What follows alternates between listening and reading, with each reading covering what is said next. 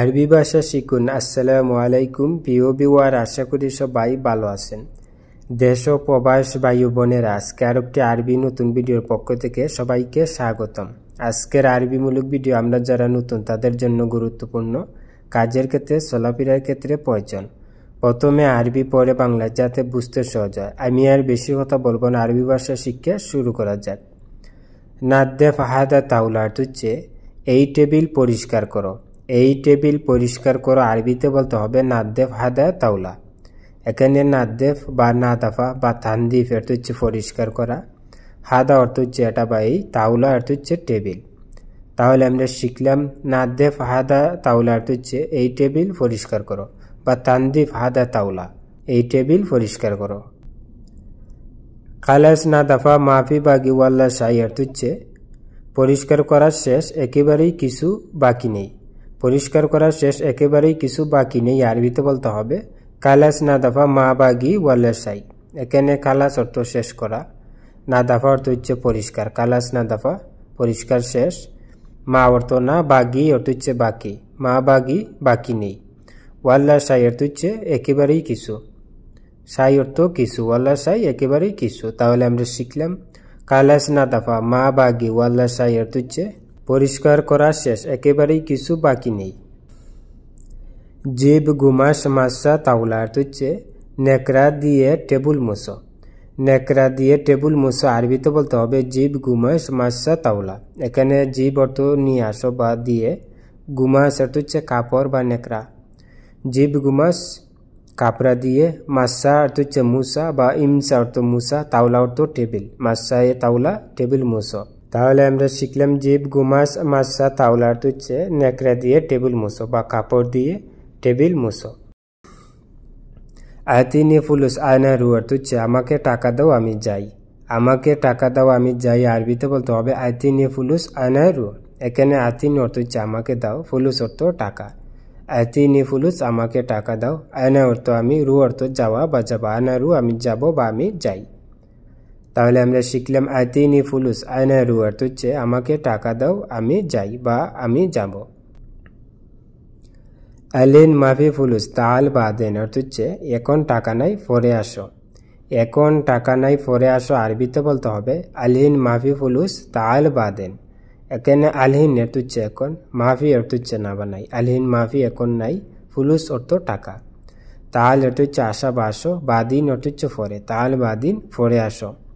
তাহলে আমরা শিখলাম আলহিন মাফি ফুলুস তাল বাদিন অর্থ হচ্ছে এখন টাকা নাই পরে আসো। আয়না এবগা ওয়াহেদ নফর শিল মাকসালা অর্থ হচ্ছে আমার লন্ডির জন্য একটা লোক লাগবে। আমার লন্ডির জন্য একটা লোক লাগবে আরবিতে বলতে হবে আয়না এবগা ওয়াহেদ নফর শিল মাকসালা। এখানে আয়না অর্থ আমি বা আমার, এবগা অর্থ হচ্ছে লাগবে, আয়না এবগা আমার লাগবে, ওয়াহেদ অর্থ হচ্ছে এক, নফর অর্থ লোক, ওয়াহেদ নফর একজন লোক, শিল অর্থ নেওয়া, মাকসালা অর্থ লন্ডি, শিল মাকসালা বা মাকসালা লি লন্ডির জন্য। তাহলে আমরা শিখলাম আয়না এবগা ওয়াহেদ নফর শিল মাকসালা অর্থ হচ্ছে আমার লন্ডির জন্য একটা লোক লাগবে বা আমার লন্ডির জন্য একজন লোক লাগবে। ইনতা আরেফ গাসিল মেলাবিস অর্থ হচ্ছে তুমি জামা কাপড় ধুতে জানো। তুমি জামা কাপড় ধুতে জানো আরবিতে বলতে হবে ইনতা আরেফ গাসিল মেলাবিস। এখানে ইনতা অর্থ তুমি, আরেফ বা আরিফ অর্থ হচ্ছে জানা, ইনতা আরেফ তুমি জানো, গাসেল অর্থ হচ্ছে দৌত করা, মেলাবিস বা মালাবিস বা পুস্তান অর্থ হচ্ছে কাপড় বা পোশাক, গাসেল মেলাবিস কাপড় ধুতে। তাহলে আমরা শিখলাম ইনতা আরেফ গাসিল মেলাবিস অর্থ হচ্ছে তুমি জামা কাপড় ধুতে জানো। ইনতা কাম আতি রাতিব অর্থ হচ্ছে তুমি কত বেতন দিবে। তুমি কত বেতন দিবে আরবিতে বলতে হবে ইনতা কাম আতি রাতিব। এখানে ইনতা অর্থ তুমি, কাম অর্থ হচ্ছে কত, ইনতা কাম তুমি কত, আতি অর্থ হচ্ছে দেওয়া বা দিবে, রাতিব অর্থ হচ্ছে বেতন, আতি রাতিব বেতন দিবে। তাহলে আমরা শিখলাম ইনতা কাম আতি রাতিব অর্থ হচ্ছে তুমি কত বেতন দিবে। কাম সা দোয়াম অর্থ হচ্ছে ডিউটি কত ঘন্টা। ডিউটি কত ঘন্টা আরবিতে বলতে হবে কাম সা দোয়াম। এখানে কাম অর্থ হচ্ছে কত, সা অর্থ হচ্ছে ঘন্টা, দোয়াম অর্থ হচ্ছে ডিউটি। তাহলে আমরা শিখলাম কাম সা দোয়াম অর্থ হচ্ছে ডিউটি কত ঘন্টা। দোয়াম মিন সা সাবা সুবা অর্থ হচ্ছে ডিউটি সকাল 7টা থেকে। ডিউটি সকাল 7টা থেকে আরবিতে বলতে হবে দোয়াম মিন সা সাবা সুবা। এখানে দোয়াম বা দাওয়াম অর্থ হচ্ছে ডিউটি, মিন অর্থ থেকে, দোয়াম মিন ডিউটি থেকে, সা অর্থ ঘন্টা, সাবা অর্থ 7, সা সাবা 7টায়, সুবা অর্থ সকাল, সা সাবা সুবা সকাল 7টায়। তাহলে আমরা শিখলাম দোয়াম মিন সা সাবা সুবা অর্থ হচ্ছে ডিউটি সকাল 7টা থেকে। ইলা সা ইতনাস নুস দোহর অর্থ হচ্ছে দুপুর 12:30 পর্যন্ত। দুপুর 12:30 পর্যন্ত আরবিতে বলতে হবে ইলা সা ইতনাস নুস দোহর। এখানে ইলা অর্থ হচ্ছে পর্যন্ত বা হাত্তা অর্থ পর্যন্ত, সা অর্থ ঘন্টা, ইতনাস অর্থ 12, নুস অর্থ অর্ধেক, ইতনাস নুস 12:30, দোহর অর্থ হচ্ছে দুপুর।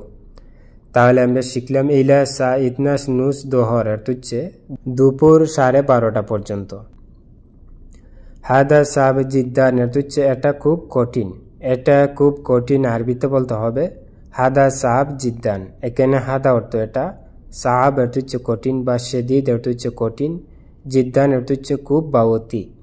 তাহলে আমরা শিখলাম হাদা সাব জিদ্দান অর্থ হচ্ছে এটা খুব কঠিন।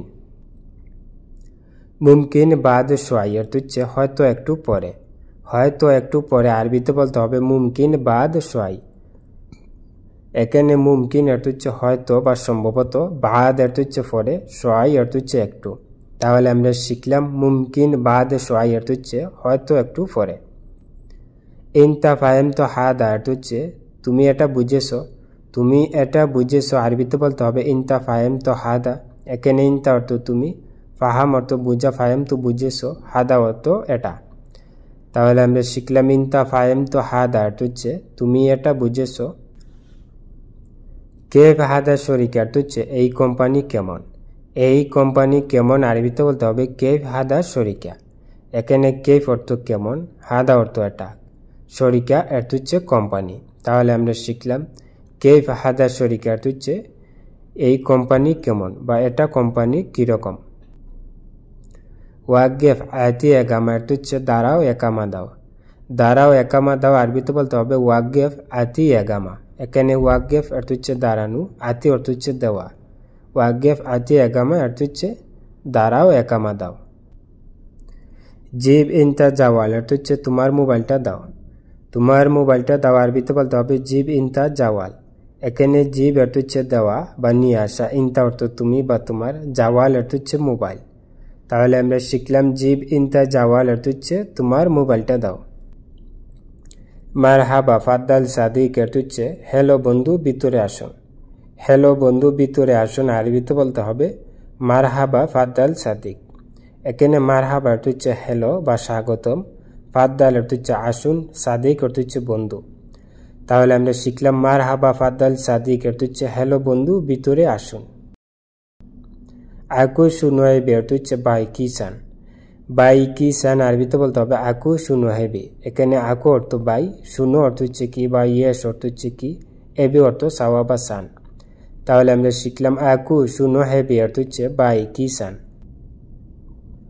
আনাবি ফুস্তান অর্থ হচ্ছে আমি পোশাক চাই। আমি পোশাক চাই আরবিতে বলতে হবে আনাবি ফুস্তান। এখানে আনা অর্থ আমি, এবি অর্থ সাওয়া বা সাই, ফুস্তান অর্থ হচ্ছে পোশাক। তাহলে আমরা শিখলাম আনাবি ফুস্তান অর্থ হচ্ছে আমি পোশাক চাই। বন্ধুরা ভিডিও আজ পর্যন্ত শেষ করছি। দেখা হবে আবার নতুন কোনো ভিডিও নিয়ে। সবাই সুস্থ থাকেন, ভালো থাকেন। অবশ্যই আমার চ্যানেলটি সাবস্ক্রাইব করবেন, পাশে থাকা বেল আইকনটা বাজিয়ে রাখবেন। যারা অলরেডি আমার চ্যানেলটি সাবস্ক্রাইব করেছেন তাদেরকে অসংখ্য অসংখ্য ধন্যবাদ। সবাই সুস্থ থাকেন, ভালো থাকেন। খুদা হাফেজ।